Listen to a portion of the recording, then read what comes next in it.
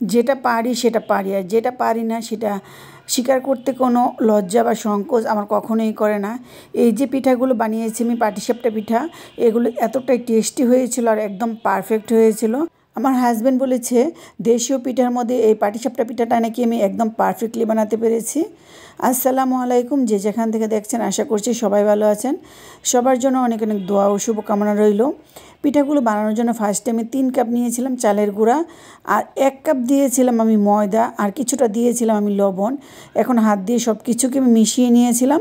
তারপরে আমি কিন্তু গরম পানি ইউজ করেছি, এখানে কুসুম গরমের চেয়ে একটু বেশি গরম পানি আমি দিয়েছি। 1 কাপ পানি দিয়ে ফার্স্টে দেখুন খুব ভালো করে কিন্তু মথে নিতে হবে। হাত দিয়ে কষলে কষলে ব্যাটারটাকে মথে নিতে হবে। এই মথে নেওয়াটা কিন্তু খুবই বেশি জরুরি। বেশ কিছুক্ষণ মথার পর ডোটা দেখবেন একটু আঠা আঠা হয়ে গেছে। তখন আমি এখানে ডোয়ের মধ্যে একটু খেজুরের গুড় দিয়ে দিব। তো 2 টেবিল চামচ পরিমাণ দিয়েছি আমি খেজুরের গুড়। এই খেজুরের গুড়টা দিলে এটা কালারটাও সুন্দর হবে, আর পিঠার যে বাইরের লেয়ারটা থাকবে এই লেয়ারটা একটু খেতে মিষ্টি মিষ্টি লাগবে। এতে করে কিন্তু পিঠাটা খুবই টেস্টি হবে। তো এখানে আমার কিন্তু 4 কাপ গুঁড়ার জন্য কিন্তু প্রায় 4 কাপ পানি লেগেছিল। তো ব্যাটারটাকে এখন একটা চামচের সাহায্যে আমি আরও কিছুক্ষণ গুটে নিয়েছি। আর ব্যাটারটা দেখুন খুব বেশি পাতলাও না আর খুব বাড়িও না। ফার্স্টে আমরা ব্যাটারটাকে বানিয়ে একটা ঢাকনা দিয়ে ঢেকে রেখে দেবো কিছুক্ষণের জন্য রেস্টে।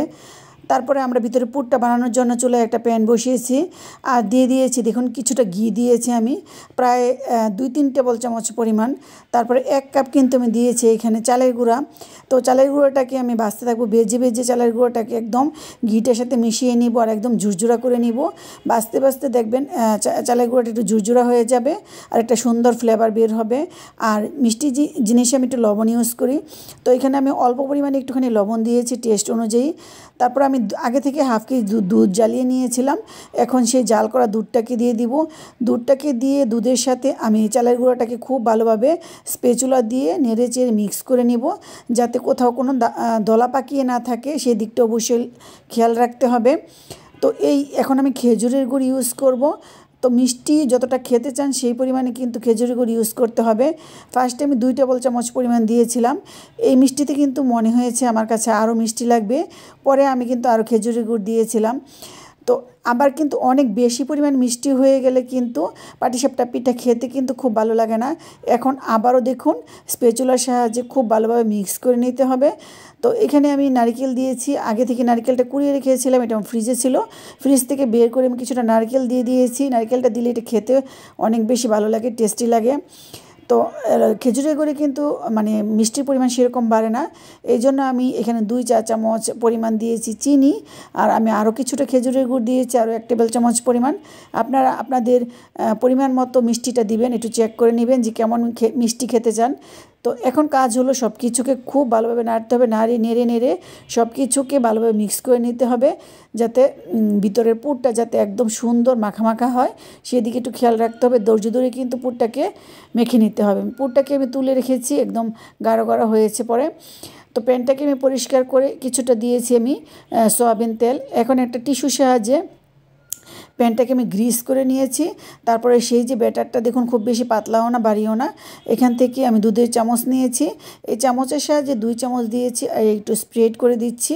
একটু হাতলটা ধরে ঘুরিয়ে ঘুরিয়ে স্প্রেড করে দিব। দিয়ে তারপর আমি কিছুক্ষণের জন্য একটা ঢাকনা দিয়ে ঢেকে দিব। জাস্ট এই ধরেন 2-3 মিনিটের জন্য একটু ঢাকনা দিয়ে ঢেকে দিলে দেখবেন ভিতরটা এরকম সুন্দর কালার চলে আসবে। আর পুরটা দেখুন আমি নিজের ইচ্ছে মতো দিব, যদি পুরটা একটু বেশি হলে কিন্তু এই পাটিসাপটা পিঠাটা খেতে অনেক বেশি ভালো লাগে। তাই দেখুন আমি বেশ খানিকটা কিন্তু পুর দিয়ে দিচ্ছি। এভাবে পুর দিয়ে দিলে কিন্তু পাটিসাপটা পিঠাটা খেতে খুবই মজা হয়। আর এই পাটিসাপটা পিঠাটা কিন্তু অসম্ভব রকমের মজা হয়েছিল, খুবই বেশি টেস্টি হয়েছিল। আপনারা রেসিপিটা দেখে বাসায় একবার ট্রাই করতে পারেন।